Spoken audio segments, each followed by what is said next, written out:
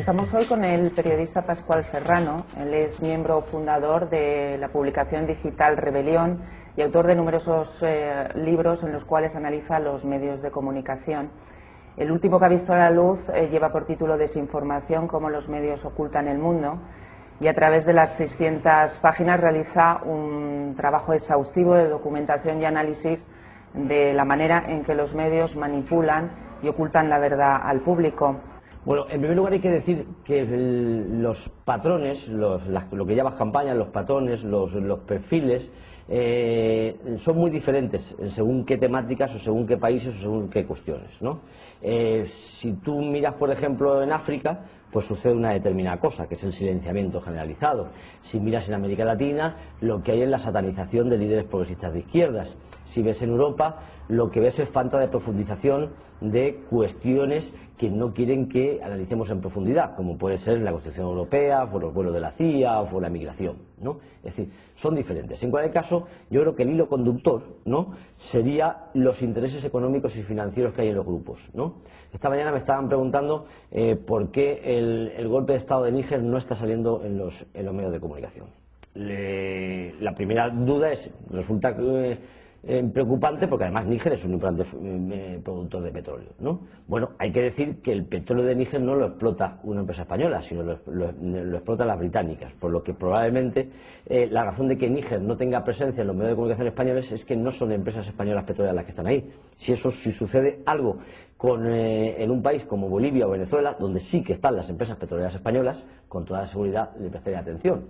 Por eso la prensa francesa habla más de África y nosotros hablamos más de América Latina, porque las empresas francesas tienen más intereses en sus excolonias africanas y nosotros tenemos más, nosotros no, las empresas de capital español tienen más intereses en las excolonias de América Latina. No se trata de lazos culturales, ni afectivos, ni mucho menos, porque por ejemplo de Filipinas no hablamos nunca, a pesar de que fue colonia española, ¿no? Y en cambio sí hablamos de América Latina. Es decir, la razón evidentemente son intereses financieros y económicos que existen en España y que son los que transversalmente condicionan los contenidos. Yo creo que la jugada con la información económica es presentarla como ciencia, ¿no? Es decir, como algo infalible, como algo neutral, como si fueran matemáticas, ¿no? Esa es en teoría eso es lo que quieren con toda la información, presentaros toda la información como aséptica, como neutral, como objetiva. En algunas cuestiones es difícil, evidentemente, convencernos, pero precisamente en la economía lo tienen muy fácil, ¿no? Es decir, son números, son datos, son cifras, entonces podrían hacernos pensar que no existe ideología ni opinión cuando se está informando sobre economía, y lo cual no es verdad, ¿no? Yo creo que la gran farsa de la información económica es presentarla como ciencia indiscutible e imparcial, y no. Es decir, la economía evidentemente debería de estar condicionada a principios, a valores y a prioridades. Es decir, la economía no son números, la economía es decidir si quieres dedicar el dinero a hacer aviones militares o a hacer hospitales. El papel del profesional de la información que se mueve en la disyuntiva de su honestidad personal y profesional a la hora de ejercer la profesión y los dictados de los medios. ¿Hacia dónde crees que camina la profesión periodística? Porque muchos de estos profesionales buenísimos se ven obligados a abandonar los medios o simplemente les invitan a abandonarlos. ¿Tenemos que reestructurar la profesión? ¿Hacia dónde camina? El problema es que, aunque estemos orientados, de poco nos sirve, ¿no? Es decir, lo que ocurre es que yo creo que el marco, el modelo, la macroestructura empresarial, ¿no?, permite pocas grietas, aunque uno se pueda orientar, ¿no? Yo creo que hay que abrir debates importantes sobre el modelo comunicacional, sobre la propiedad de los medios de comunicación, sobre el papel de los gobiernos y de los estados. Ese es el debate fundamental. La discusión sobre la ética del periodista tiene muy poquito margen de maniobra, ¿no? Es decir, el periodista puede hacer muy poco en este modelo, ¿no? Yo alguna vez he hecho alguna comparación odiosa diciendo que el periodista se podía haber convertido en algo así como el administrativo del ministerio de una dictadura. Es decir, un tipo que no es responsable, que de alguna manera forma parte de la macroestructura burocrática de una dictadura, pero que su papel, como es el administrativo que escribe la máquina, pues no puede derribar o derrocar la dictadura, ¿no? Es decir, sería eso, es decir, un engranaje impotente para cambiar nada, pero de alguna manera utilizado para el funcionamiento, ¿no? Creo que tiene mala solución. En las facultades siempre me preguntan qué hace entonces el periodista. Yo siempre les he planteado que en realidad eso le pasa a muchas profesiones, no nos engañemos, ¿no? Es decir, que sientes que estás metido en una dinámica empresarial con la que no compartes valores y que formas parte de un sistema con el que no estás de acuerdo, ¿no? Hay una frase de Roto, el humorista, que dice: lo peor de mí es lo que me da de comer, ¿no? Es decir, algo así yo creo que puede suceder con el periodista. ¿Qué ocurre? Que yo no soy quien, y además no me parecería buena idea decirle a todos esos periodistas que están en grandes empresas que las abandonen y se vayan a quedar en indigencia. No me parece que les vaya a resolver yo mucho diciéndoles. Lo que yo siempre propongo y invito es a que se recuerden esos periodistas que tienen una deuda con la sociedad, ¿no? Tienen unos conocimientos, una capacidad y un acceso a información que no la pueden desarrollar en los medios de comunicación tradicionales. Tienen que buscar fuera de ese entorno empresarial un lugar donde de un modo desinteresado, solidario y comprometido y militante trabajen por una información más democrática y más participativa. Una dictadura, los ciudadanos buscan información alternativa, se van a una radio clandestina, buscan un boletín prohibido porque son conscientes de que la información que les llega está censurada y no es veraz, ¿verdad? El problema de nuestra sociedad es todavía peor, porque aquí no buscan la información diferente, porque la gran mayoría, que es la tesis fundamental del libro, cree que cuando ve las noticias del telediario todos los días o cuando lee el periódico, pues cree que con eso se está informando. Luego entonces la primera fase es decir, usted no se está informando. Usted cuando ve la tele, cuando lee el periódico, no está consiguiendo saber la verdad. No tiene todos los elementos para juzgar ni para saber lo que está sucediendo. Con lo cual, ahora entraría en esa segunda fase de organizarse y cambiar. Ahora bien, eso ya no es una cuestión en términos de información y en términos de periodismo. Eso ya es en términos de organización social, de política y de asociacionismo colectivo y de movilización ciudadana, en los que yo por ahora no entro, claro.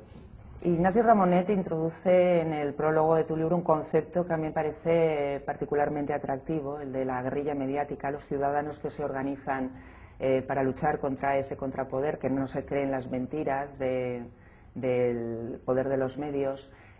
¿Tú crees que esta es una alternativa de cara a hacer frente, a dar la cara a estos medios? El quinto poder, que llama en definitiva Ignacio Ramonet. Bueno, yo creo que evidentemente los pocos tiros que podamos tirar deben de ir por ahí. Es decir, buscar un modelo periodístico alternativo que además, y creo que es fundamental, no nazca con vocación de marginal, ni siquiera de alternativo, sino de hegemónico. Es decir, tenemos que tener muy claro que no queremos ser algo secundario, oscuro, minoritario. Es decir, queremos cambiar el modelo el modelo informativo, ¿no? Es decir, para eso yo creo que es fundamental hacerle entender a la gente que los medios alternativos y comunitarios son más democráticos, son más participativos y son más legítimos que los dominantes, principalmente porque no dependen del mercado, no buscan rentabilidad económica, no están condicionados por la publicidad, y eso les convierte en más lícitos. Está claro que hay personas y grupos que se empeñan en distorsionar la realidad de este pueblo. Esta es la sede de El Correo Español, el buque insignia del grupo Comecosa, un grupo que tiene 10 periódicos entre Euskal Herria y el resto del Estado. Entre todos ellos venden a diario más de 500.000 de ejemplares y 1 millón largo los domingos. El grupo Prisa es propietario de El País, el diario con más difusión en el Estado español, con una tirada superior a los 400.000 ejemplares diarios. El Grupo Z es el tercer gigante en cuestión de los media, pero su futuro no parece muy halagüeño. Los otros dos tiburones de la prensa están pensando ya en cómo engullírselo. Y sin embargo, por mucho poder que tengan todos estos señores, no son los verdaderos dueños del tinglado mediático, ni tan siquiera este personaje, Villalonga, del que tanto se ha hablado, o de su sucesor, Alierta. Todos ellos no son más que unos subordinados. Estos son los dos señores que más mandan en los medios de comunicación. Emilio Ibarra no solo es el amo de este banco, es el dueño también de un enorme imperio mediático desde el que defender sus intereses económicos. Antena 3 vía telefónica, el Grupo Correo, la cadena de emisoras de Onda Cero y la emisora de televisión Telecinco, entre otros medios. Entonces, ¿qué pintan estos señores? Sí, son las voces de sus amos. Este es Emilio Botín, el amo de la otra gran parte del pastel informativo. La familia Botín tiene acciones en diversos medios, pero concentra el grueso de sus intereses en el Grupo Prisa. Y al igual que sucede con el BBVA, la fusión del Banco Santander y el Central Hispano ha estrechado el ya de por sí angosto marco de la libertad de expresión. Estos conocidos periodistas son también las voces de su amo. Según la Fundación de Estudios de la Comunicación, Fundesco, las 2/3 partes de lo que leemos, vemos u oímos en prensa, radio y televisión está controlado por alguno de esos dos señores. Los banqueros defienden lo suyo, la libertad que para ellos es fundamental, la ley del libre mercado, el capitalismo. No quieren competencia, pero como el monopolio no está bien visto, tratan de disfrazar. Cuando nosotros nos encontramos con un periódico, nos encontramos con una serie de elementos que son importantes a la hora de analizar cada una de las noticias. Por ejemplo, ¿qué fuentes tiene la noticia? ¿Qué titulares tiene? ¿Qué noticia y qué información se da? ¿Es de enviados especiales o es de agencia? ¿Qué editoriales hay en los periódicos? ¿Qué artículos de opinión? Por ejemplo, digamos respecto a las agencias que, sin irme muy lejos, entre los imperios mediáticos, Harsan, Murdoch, Berlusconi, Bertelsmann, más las agencias, AP y UPI en Estados Unidos, la Reuters en Inglaterra y France Press en Francia, controlan aproximadamente entre el 80 y el 85% de las noticias que se producen en el mundo y cómo se transmiten también. Es decir, la batalla de las ideas es algo que es fundamental para la clase dominante. El poder, la propiedad de los medios de comunicación, tanto sean televisión como prensa, es fundamental. ¿Por qué? Porque a través de ello se traduce la ideología, las ideas de la gente. Piensen ustedes siempre que lo que no se publica o no se mete no existe. Por lo tanto, si yo controlo los medios de comunicación y no te doy la voz a ti, evidentemente tú no sabe nadie que existes, y como nadie sabe que existes, tus ideas no llegan, y como tus ideas no llegan, tú no estás. Hay otra cosa que me interesa mucho también, el doble lenguaje, que se está empezando a utilizar y que se lleva utilizando ya durante mucho tiempo. ¿Cómo cambiamos el lenguaje? Fuerzas de paz, aliados, fuerzas de paz, aliados, operación quirúrgica, daños colaterales. Todas estas frases, palabras bonitas, que nos alejan de la realidad, que nos hacen fácil el decir que, bueno, han matado unos soldados nuestros, no importa, son daños colaterales. Tú ten en cuenta que el periodista trabaja para la empresa, no para el público, trabaja para la empresa. Y la empresa le exige no solo rendimientos, sino una determinada forma ideológica. Y si no, te echo. No hay que tener en cuenta que los medios de comunicación trabajen por separado. Nuestro documento nacional de identidad, nuestro número de identificación fiscal, nuestra seguridad social, nuestras cuentas en los bancos, las tarjetas y los cruces de datos nos hacen prácticamente permeables y transparentes para el poder. Por otra parte, los controles que se establecen sobre los ciudadanos son cada vez mayores, los controles en aeropuertos, preguntas, datos de pasajeros, copias de ordenadores, escáneres que desnudan, visados electrónicos. Por otra parte, las bases de datos de ADN, por otros lados, los sistemas de videovigilancia, por otra parte, el espionaje en Internet, por otra parte, las escuchas ilegales, las escuchas en el trabajo, como por ejemplo en 1998, que en Alemania el Parlamento alemán aceptó una ley en la que se permitía a la policía, sin ningún tipo de cuestión judicial, poder poner micrófonos en las casas privadas, o bien los sistemas de represión posteriores, como es evidentemente la policía. En este sistema opresivo del ciudadano, en el que va desde la estructura social a la estructura económica y desde ahí a la vigilancia estricta de cada uno de nosotros, entra la cuestión del monopolio del discurso. Las técnicas modernas, las técnicas actuales, permiten maximizar de alguna manera el efecto retórico de las palabras, y los gestos de los políticos multiplican su efecto y su impacto. No es que el rey le haya dicho a Chávez una vez ¿por qué no te callas?, sino que eso lo hemos visto 300 veces repetido en televisión, y eso es un machaqueo continuo sobre la neurona. Por lo tanto, yo estoy utilizando una maximización de lo que ha sucedido allí, ocultando evidentemente lo que estaba diciendo Chávez, que tenía toda la razón del mundo, pero daba igual, porque lo importante no es la razón, lo importante es que el otro le mandó a callar.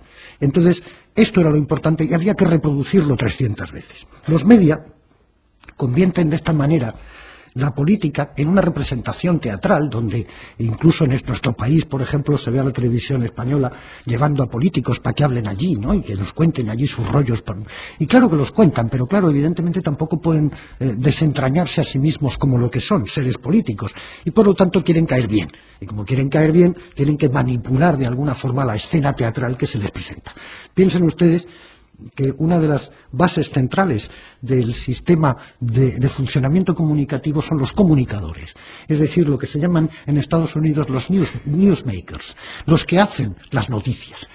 Es Hermida con aquella voz y aquella onda, es los periodistas que te cuentan una cosa mientras cruzan las piernas elegantemente, es un tipo de funcionamiento en el cual tú estás más atento a la representación teatral que a lo que realmente se te está contando. Porque cuando uno echa una mirada a la prensa española, sobre todo la prensa escrita, se da cuenta de que es inútil hacer un análisis sobre la ABC o La Razón, porque es todo tan desmesuradamente fascista que sin duda alguna no permite un esquema. Pero en cambio hay otros periódicos, como El País, que se las tiran de liberales, de progresistas, y sin embargo la van cayendo en cada una. En una de ellas titulaba muy solemnemente Chávez utiliza gases lacrimógenos contra los manifestantes. Y tú dices, bueno, esto lo veo yo aquí en España cada 2 por 3, y no es ningún tipo de problema. Veo como zurran y aquí no pasa nada. O no podemos pedirle al país que haga unas grandes noticias de izquierda porque no lo es. Y por lo tanto, como no lo es, pues es tonto que nos empeñemos en decirles a los del país, oiga, que ustedes son de izquierdas, que ustedes son progresistas, porque nos dirán, perdona, nosotros somos una empresa que queremos hacer dinero, y como tal empresa que queremos hacer dinero inserta dentro de un sistema capitalista en el cual es fundamental el control de la información, nosotros promovemos ese control de la información, ese dinero nos llega y ganamos un dinero, y ya está. La batalla por la información se gana siempre al principio. Chávez es un terrorista. Y luego tienes que ser tú quien llega y venir y decir, no, Chávez no es un terrorista, pero ya hemos dicho que Chávez es un terrorista, y a partir de ahí ya está. Lo importante es hacer pensar que Chávez es un dictador, es un autoritario, es un caudillo. Le llaman cada 2 por 3 en el país caudillo, sabiendo perfectamente lo que la palabra caudillo significa en España. Hemos tenido 40 años, por lo tanto sabemos muy bien lo que es un caudillo. Chávez es un caudillo, no, Chávez no es un caudillo, Chávez es un hombre que ha ganado 14 elecciones. 14. Entonces, este tipo de planteamientos se ganan así, se ganan soltándola a la primera, sin mayor problema. ¿Por qué? Porque yo no tengo capacidad de respuesta. Porque si tengo capacidad de respuesta, a lo mejor resulta que mando una carta al director, y el director, por supuesto, no me lo publica, como le ha pasado al embajador de Venezuela en España, que no para de mandar cartas a la ABC, al País y a todos los demás, y no publicado. Uno de los problemas básicos de la izquierda es que tampoco hemos sabido nunca pelearnos con todo ese sector que, sin ser de derechas, es derechoso porque, claro, les tienen manipulados. ¿Y cómo desmontamos esa manipulación? ¿Cómo puede ser que 8 millones de trabajadores en nuestro país vayan y voten al PP, que es un tipo que propone que se corten los gastos sociales, que es un partido absolutamente fascista? La pelea ideológica y la pelea comunicativa es un aspecto más de la pelea que hay que llevar contra este sistema en el cual, repito, todo está basado en el control del ciudadano y el control del individuo. ¿Cómo es posible todavía que el movimiento de izquierdas de nuestro país no tenga una radio, que es lo más barato del mundo y que se podría hacer perfectamente? Leo el libro Mírame tonto, de Mariola Cubels, ¿vale? Vale, muy bien.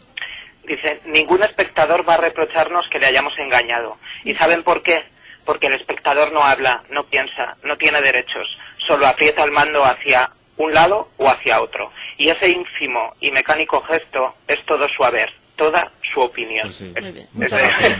Porque, claro, la gente no sabe que lo estamos engañando, ¿no? Y era un poco por donde, pues por lo que os quería comentar yo, que es que ya ha llegado un punto en que da igual que sea verdad o que sea mentira, la gente simplemente consume lo que le echan. Sabéis, bueno, y si no os lo cuento, pues que las productoras de televisión tienen una agenda con teléfonos, con contactos de gente real, bueno, que ha contado la historia ya varias veces y que no le importa acudir a televisión y volver a contar lo mismo, y también una lista de actores que interpretan distintos personajes, y que lo mismo te los encuentras en Hombres, Mujeres y Viceversa de Tronista, que al día siguiente en el casting de Gran Hermano, que al siguiente día pues en Veredicto diciendo que la vecina le ha tirado un zapato a la cabeza. ¿Y hasta qué punto crees que está bien esta manera de un poco engañar a los espectadores? Bueno, yo creo que está bien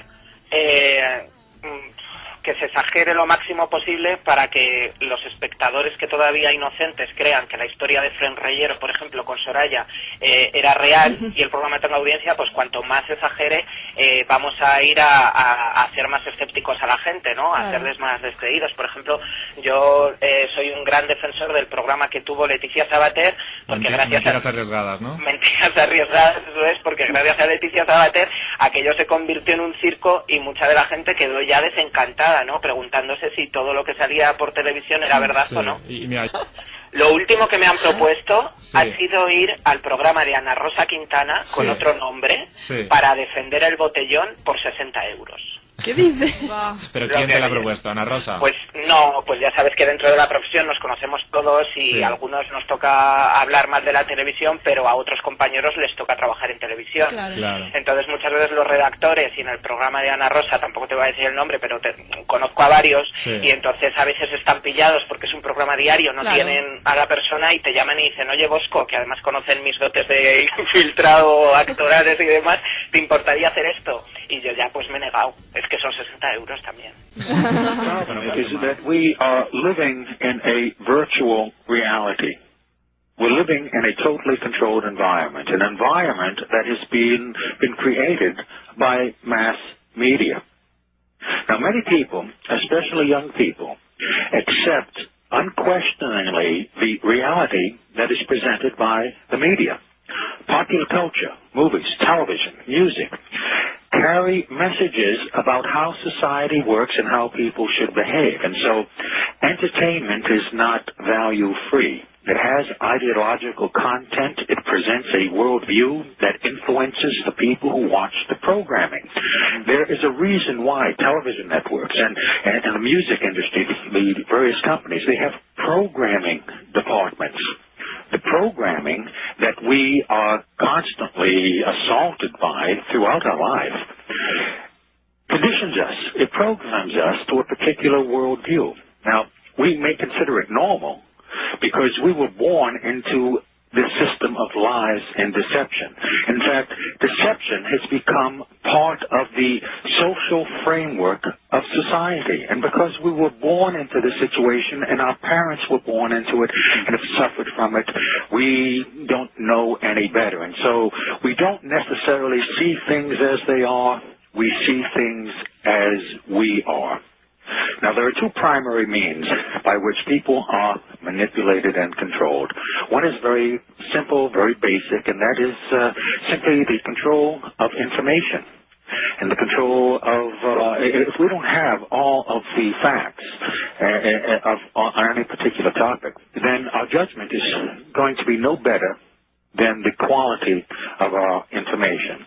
And in spite of the fact that we have an information overload through all the information that's available on the internet and other sources, we have to have the presence of mind to be able to evaluate the information that we have available. And it's a matter of having to dig through and determine what's true, what are the lies, what are the half-truths, under that one basic heading, information control, where there has been a long-held consolidation of ownership of the different medias, press, publishing, film, music, television, consolidated ownership into the hands of very few individuals, the multinational corporations. Today, there are half a dozen multinational corporations that are controlling the information and entertainment choices that people have.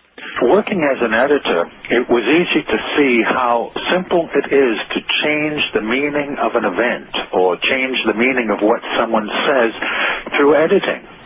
And so I was very well aware of how plastic and moldable media reality was.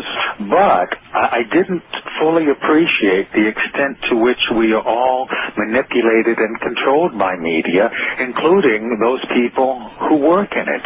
Using television as the prime example of how mental programming and mind control works, television is the most powerful weapon of psychological warfare in history. And yet, television, for many people, is a member of the family in the household. It's the primary member. Yes. It runs the household. Yes, well, not only that, but it's the primary source of information, and the television, in effect, represents an altar, a religious altar that the nation is worshiping before. Many people don't think about the things that affect them subconsciously, because generally they don't know what to look for until someone comes around and starts pointing these things out to them, and then they can see how we are all influenced by unseen forces without our conscious awareness. In fact, the ultimate control is to control people without their conscious awareness. Again, television is a prime example. Think back to whenever you have observed young children or older adults sitting watching television. They have this glassy-eyed, vacant look in their eyes because they are in a trance state, in a hypnotic state of mind.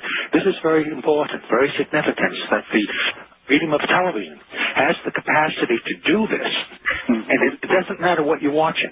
The flickering effect of the television image, although it appears to be static and stationary, it is actually flickering. We don't see it consciously, but subconsciously, the repeating visual pattern of the flicker induces the trance state. And that's the basic principle behind hypnotic programming, is that you get the subject to focus the attention of the conscious mind on one of the five senses. So in the case of watching television, we're talking about the sense of sight and the flickering image. In the case of sound, any repeating sound pattern will induce the trance state. Now, why this is important is that we are more suggestible to mental programming during this state of mind than at any other time. We're very vulnerable to manipulation at this time, because the first order of business for a propagandist or an advertiser is to create the circumstances that will induce a state of mind that is favorable to the reception of their message. And that state of mind is the hypnotic state of mind, making television extremely important in this whole process of creating a unified mindset among the entire population. Have you ever bought something and then later on wondered, why did you buy it? I think we've all had that kind of experience. Quite a few times. Well, that's a common everyday illustration of being triggered to make a purchase based on a conditioned response that has been built into us to have a preference for a particular product. In fact, that is the whole point of programming, whether it be by an advertiser or a propagandist. There's really no difference between the two. One's selling products, the other is selling ideas. The whole point is to build into us a conditioned response where we will respond automatically without thinking, with a preference for a particular idea or preference for a particular product. And that is the whole point of programming. If you think about it, whenever you hear news broadcasters speak, you realize that regardless of their ethnic background, whether they be black, white, Hispanic, or Oriental, they all have a similar manner of speaking. They have a speech pattern that is associated with the dissemination of true factual information on the news broadcast. Their speech pattern is similar to the patterned speech of a hypnotist. The news broadcaster looks directly into the camera and into the eyes of the viewer. Another hypnotic technique. The newscaster is an authority figure, encouraging the acceptance of the information. People, one, will accept information that comes from an accepted and respected authority. And then the repetition of the information over and over and over again is what builds that conditioned response, so that whenever they are presented with the information again, then they'll accept it automatically without thinking about it. Do you think that the media is complicit in sort of the mind control aspect? Do you think that they are, because I'm a firm believer that the media is completely controlled. Yes. Okay. Yes, and that's my feeling as well, in my experience, that the media has become the fourth branch of government. Buenas noches. Los hechos se suceden vertiginosos e irreales como en una alucinación. Estamos asistiendo al estreno mundial con gran fanfarria del miedo globalizado. Como todos sabemos, hoy tenemos una especie de chupete analítico, una piruleta, unas gafas de colores para seguir en la infancia mental. PSOE o PP. A eso se reduce todo. Es una nueva guerra fría que nos ayuda a entender y a explicar cualquier cosa que pase. Tan burda simplificación es un insulto a la inteligencia, pero ha cuajado en la sociedad. Ha cuajado además en todos los sectores, desde el más conspicuo al más terrible. Y con esa clave desciframos ya en España todo cuanto ocurra, por enrevesado que sea. Por eso, repasar la actualidad es de orar.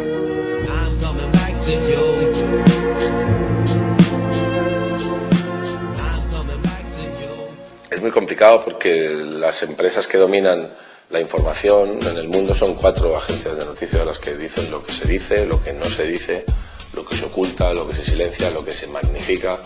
Pues aquí pasa exactamente igual, ¿no? Aquí son 4 o 5 empresas que dominan la información y solo publican lo que sea favorable a sus intereses, tanto políticos como financieros, como estratégicos en general, ¿no? Piensen ustedes siempre que lo que no se publica o no se mete no existe. Por lo tanto, si yo controlo los medios de comunicación y no te doy la voz a ti, evidentemente tú no sabe nadie que existes, y como nadie sabe que existes, tus ideas no llegan, y como tus ideas no llegan, tú no estás.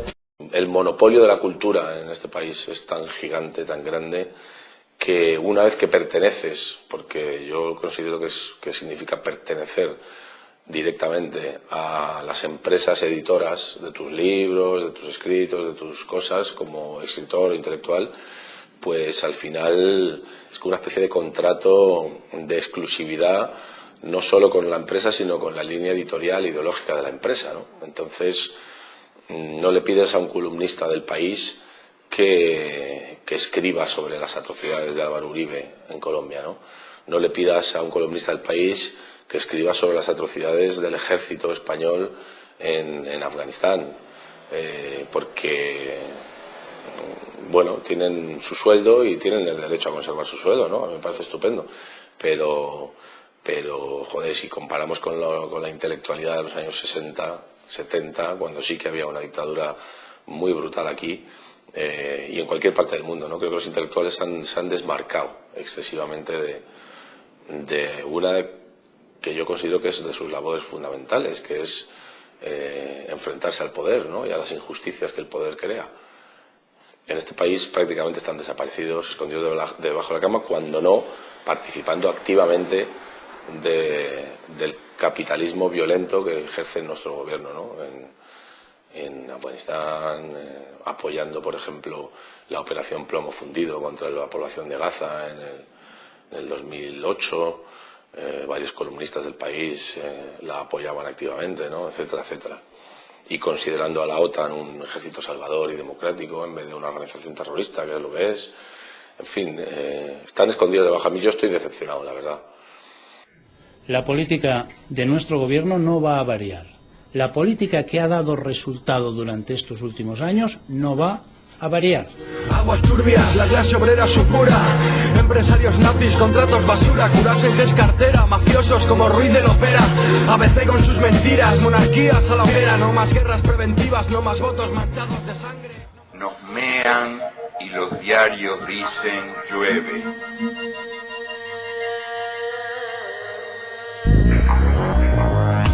El caso más claro, más escandaloso de manipulación de la opinión pública mundial es hoy por hoy el caso de Venezuela. En el teatro, en el gran teatro del bien y del mal, hay una distribución de funciones entre los ángeles y los demonios. Y Hugo Chávez es uno de los principales demonios. Es un dictador desde el punto de vista de las fábricas de la opinión pública mundial.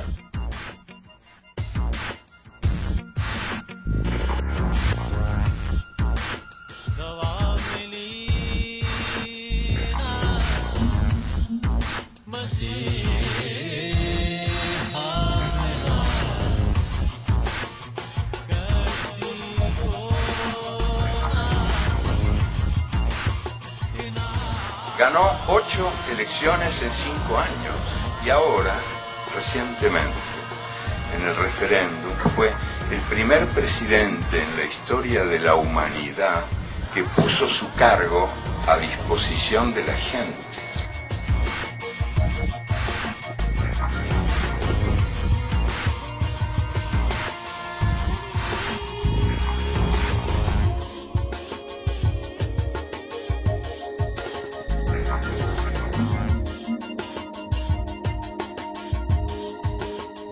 Entonces Venezuela es un país extraño donde ocurre esto y al mismo tiempo uno asiste a las denuncias por la falta de libertad de expresión.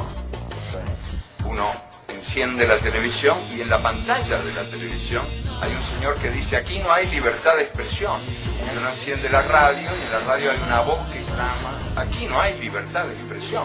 Y uno abre el diario y hay un título enorme que dice en el diario aquí no hay libertad de expresión.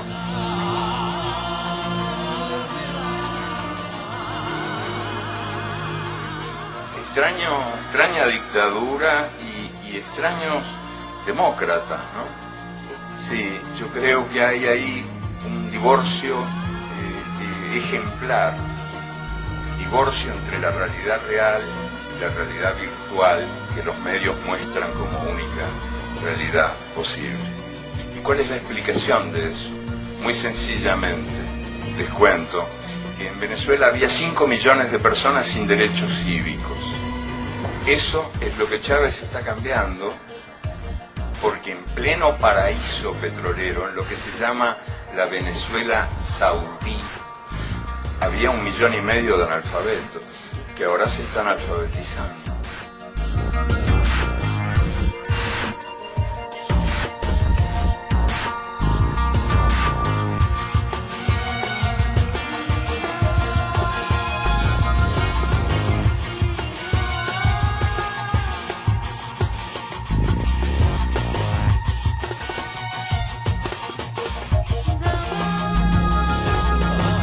Y esto explica la furia de los grandes medios llamados de comunicación que incomunican a la gente.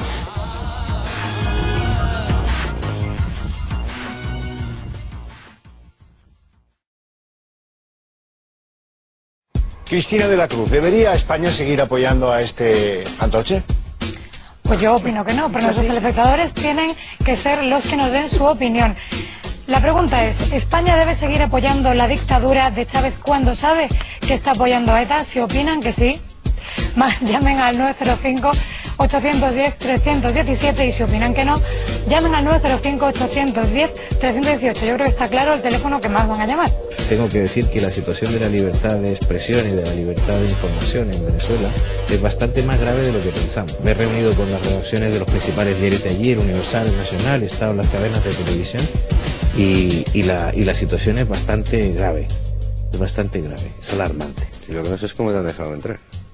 ¿Por qué se están armando los grupos chavistas si ya están en el gobierno? ¿Qué conexiones mantienen con la guerrilla colombiana de las FARC o con ETA? ¿Para qué está Chávez entregando fusiles a las milicias populares? Hugo Chávez, el Jaimito Borromeo del Orinoco, cumple 11 años en el poder. 11 años, qué curioso. 11 años gobernando y 0 haciendo política. Hugo Chávez, el Barragán el caribeño, ¿eh? Es el presidente de Venezuela. Si juega de extremo izquierda. ¡Ah, el de Mr. Danger! Ahí está. Mr. Danger. Bueno, vamos descubriendo cosas. Además de totalitario, este tío es un plasta. Es un malo de serie B. No, qué fuerte, ¿eh? Es un malo. Definir a Chávez en una frase a poder ser y sin insultar. Es difícil, pero se puede hacer. Bueno, Hugo Chávez ha prohibido que se emita un culebrón colombiano en su país, porque considera que la serie ridiculiza a Venezuela. Para Chávez no tiene sentido una telenovela así. Para ridiculizar a Venezuela, pues ya está él, ¿no? Y lo peor viene ahora. Resulta que este Hugo Chávez Frías lo que pretende es contaminarnos a nosotros, que no tenemos nada que ver con su revolución, de ese efecto místico, romántico, patriótico, indigenista que supone su locura, la de la revolución bolivariana. Ningún pueblo de América Latina es débil porque forma parte de una familia de 200 millones de hermanos que padecen las mismas miserias, albergan los mismos sentimientos, tienen el mismo enemigo, sueñan todos un mismo mejor destino. Los nadies, los hijos de nadie, los dueños de nada, que no son, aunque sean, que no hablan idiomas, sino dialectos, que no profesan religiones, sino supersticiones, que no hacen arte, sino artesanía, que no practican cultura, sino folclore, que no son seres humanos, sino recursos humanos, que no tienen cara, sino brazos, que no tienen nombre, sino números, que no figuran en la historia universal, sino en la crónica roja de la prensa local. Los nadies, que cuestan menos que la bala que los mata. Jerry Mander, I live in San Francisco. I'm the president of the International Forum on Globalization. Well, the first thing to say about the media is that the degree of impact of the media is much more serious than people generally recognize. And the degree of control of the media is also much more serious. And I'll give your viewers one important statistic, which is that 7 corporations control all of global media. I beg your pardon. 7 corporations control 70% of global media. That 7 corporations control television, satellite, broadcast systems, cable systems, magazines, radios, newspapers, book publishing, film production, internet connections, film distribution, all media. This is the highest degree of concentration of ownership of any industry, and it's an industry that's not dealing with things, it's dealing with consciousness, it's dealing with putting things into people's heads, and that is how people get many more of the ideas and worldviews that they carry around, whether it's about how to live their lives or what fashions to wear or what to eat and what values to have with food and what makes sense in order for them to live their lives. And this is I think a disastrous situation. I think it's terrible to have so many cultural values and lifestyle values and so many personal choices in the hands of so few people. Now the 7 corporations are Fox News, Time Warner, Disney, Sony, Bertelsmann, Viacom, and General Electric. And those are those 7 corporations, all of whom know each other, are all controlling everything or a gigantic percentage of what people receive and learn about, and it's a very serious problem. In the United States, the average person sees 30,000 commercials every year, 30,000 repetitions of exactly the same message, which is to say, do this, do that, go buy something, this will make your life better, you'll feel better, you'll do better, and so on, and using very, very powerful interventions technologically in order to achieve that. I don't know how many commercials the average person sees in Japan, but I think it's comparable. I know the average Japanese watches more television than the average American, and it's about 4.5 hours per day in Japan. I'm not sure the latest numbers, but 4.5 hours per day means that the average Japanese person watches more television than they do anything else except going to school or sleeping or working. During that time, they see a lot of commercials about commodities, including food as a commodity, and the commercials are telling them that something is valuable or nourishing or tasteful without explaining very often what the extreme negative side of that is, and it's inundating them with a view of the fashions of food which have nothing to do with the kind of nutritional values or healthful values or the truth, for that matter, that would really inform their lives. Now, particularly egregious is the way advertising is directed at small children, because in the United States, again, I don't know the numbers in Japan, a huge amount of advertising is directed at children under the age of 6, telling them to tell their parents to buy them sugary foods that are not good for them. And there's no way of stopping that, and it's an extremely serious problem. So why are these corporations, they're trying to sell these food if it's not nutritious? Well, because they're operating on a hierarchy of values that has nothing to do with values that we think are good values. They're operating on profit and growth as their primary values, and if they don't grow in profit, then they're not viable as corporations. So they're totally not interested in what true value is about. They're only interested in, it's only self-interest. So when they speak about health or nutrition, it's usually just from a public relations point of view. It may have nothing to do with what's true about the food, unfortunately. Well, I was just speaking about the food growers, big corporate food growers, like to say that the reason they're doing it is to feed the hungry of the world. The reason they're driving small farmers off the land is that big farming is more efficient and that it will grow more food for the hungry.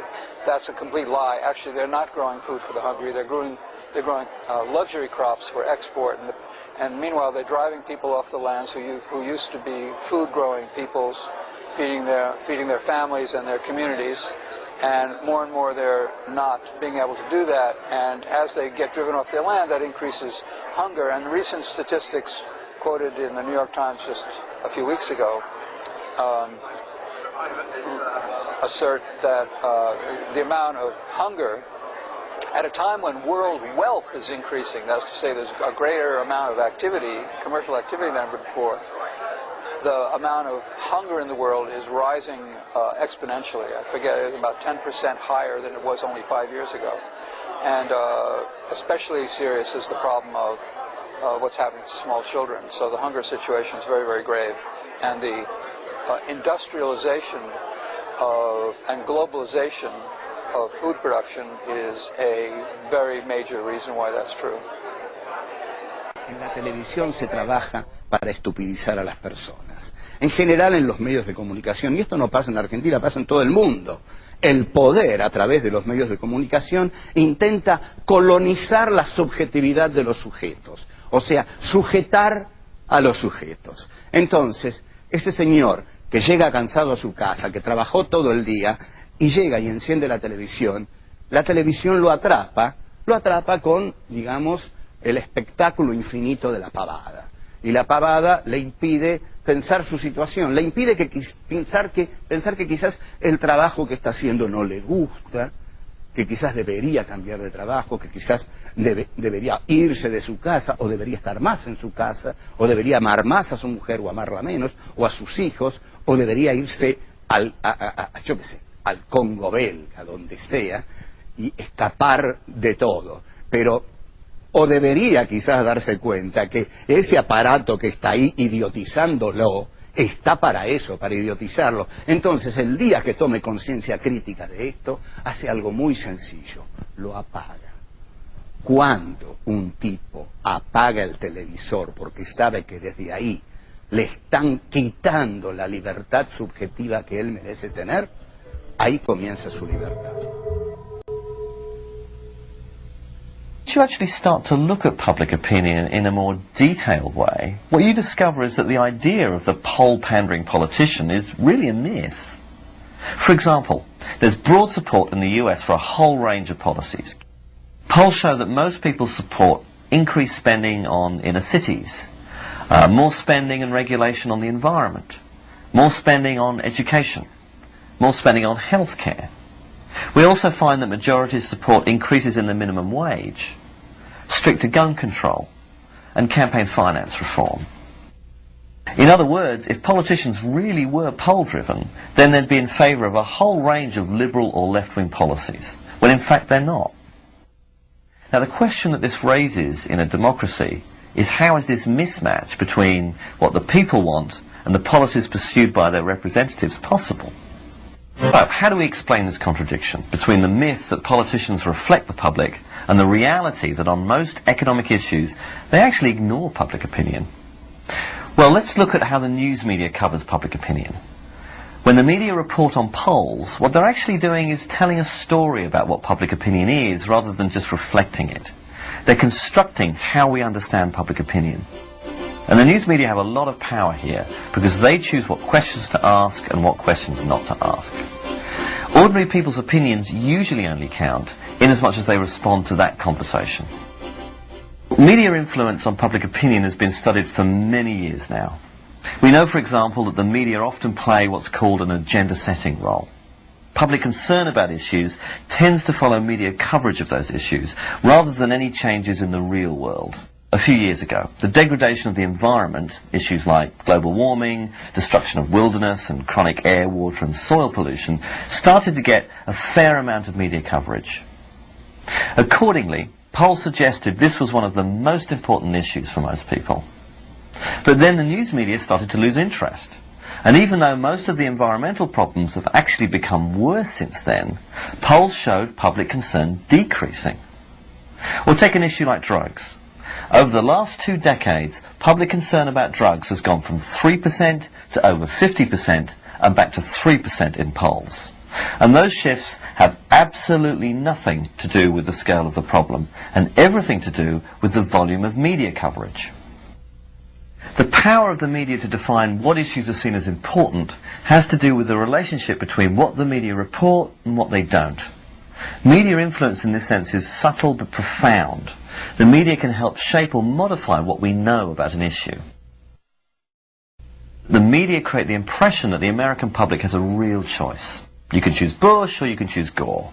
The implication being that they're both very different. But on substantive budgetary or economic issues, the differences between them are really on the margins. Both leading Democrats and Republicans support a privatized healthcare system, they support corporate-backed global trade agreements, they support maintaining a Cold War defense budget, and they generally favor the interests of big business. But the media give the impression that Democrats and Republicans represent a broad range of opinion by focusing on civil liberty, non-monetary issues like gay rights or abortion, where Democrats and Republicans really do differ. And this masks the degree of elite consensus. It's interesting to look back and see what people thought polls would be used for when they were first being developed. For instance, when George Gallup began to refine and to develop the art of public opinion polling in the first half of the 20th century, he saw it as the dawn of a more democratic era. For him, the technology of the opinion poll meant that the public's input into the political process wouldn't be limited any longer to an election every few years. Political elites could actually act on the basis of what the people said they wanted on quite specific issues. Now, nearly a century later, we live in a poll-saturated culture, and the question is, has that democratic vision been realized? Are politicians responsive to real public concerns? And unfortunately, I think the evidence is that rather than being a mechanism for extending democracy, public opinion polls are used and reported in highly selective ways that match the agenda of political elites.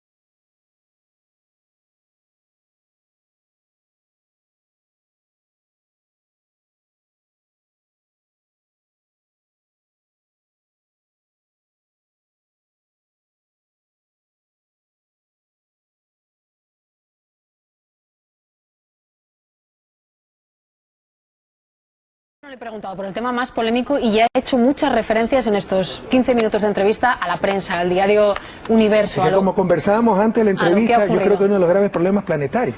Negocios privados dedicados a negocios privados dedicados a la comunicación social, dedicados a proveer un bien público fundamental para las sociedades. Es una contradicción de base. Bueno, es una contradicción, pero tiene que haber medios de todo tipo. Supongo que defiende que haya medios de todo tipo. Sí, pero yo creo que debe haber más medios públicos, más medios comunitarios que no tengan ese conflicto. El lucro, el bolsillo y la comunicación social. ¿Qué cree que prevalece cuando un medio es dueño de la banca y tiene que criticar a la banca? ¿Qué va a prevalecer? Pues depende. ¿El interés privado o el interés público? En algunos casos incluso lo profesional. No, eso es usted como periodista profesional, pero los dueños de medios le impondrían el fin de lucro. Eso nos pasó al inicio del gobierno. Por favor, no nos engañemos, entendamos lo que vive América Latina. De los 7 canales nacionales de televisión, 5 pertenecían a la banca. ¿Usted se imagina si queríamos regular a la banca para que no ocurran los excesos que ocurrieron aquí en España y que nos ha llevado a esta crisis? Teníamos a todos los canales de televisión en contra. Hay conflictos de intereses. Bueno, los canales estarían en contra, pero usted puede tomar igualmente la decisión. La crítica puede existir. Por supuesto que las tomamos. Pero hay manipulación, no es crítica, es manipulación. Utilicemos las palabras correctas. Quiero preguntarle por el tema del Universo. Con el tiempo que ha pasado, con las críticas que ha recibido fuera, y muchas, y ahora vamos a hablar de ello. Maravilloso, porque antes ni siquiera hablaban de Ecuador. Bueno, sí, ahora lo que hacen, como la gente no les cree... Pero esto no es positivo para usted. No, yo creo que es positivo para el país, ya está en la mira del mundo entero. Publican editoriales, gente que ni conoce dónde está Ecuador.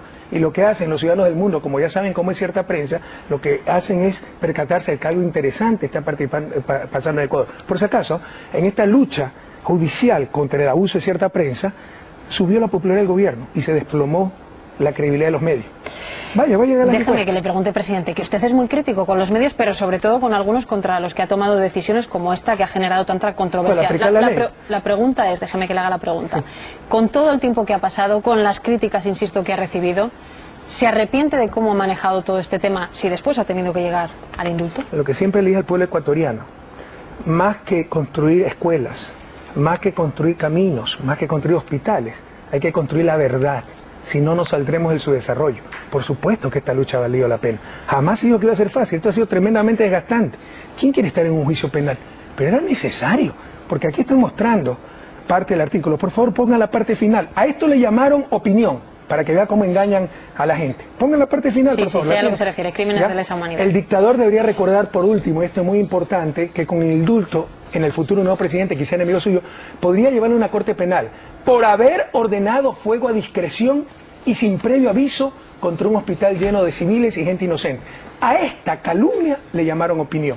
Es que esto se puede aceptar en una sociedad civilizada. Pero dígame, ¿cómo entiende que el New York Times, el editorial, después usted es verdad, dijo que le habían entrevistado, un editorial durísimo, habla de liderar una despiadada campaña contra la libertad de expresión? Pregúntale al New York Times si sabe dónde queda Ecuador. Bueno, yo creo que en el New York Times, presidente, saben dónde queda Ecuador. Yo creo que algunos no saben ni siquiera dónde queda Ecuador. Quizá no, pero no, entiendo que quien ha escrito ese editorial... Déjeme que le termine. Es que me el editorial... sí, pero déjeme que le termine la pregunta. El editorial del New York Times... En este oficio es responderle a la gente, no a los medios de comunicación. Ustedes se creen propietarios de la opinión pública. No, ustedes son propietarios de opinión publicada. La opinión pública es la de nuestros pueblos y a ellos hay que contestarle. Sí.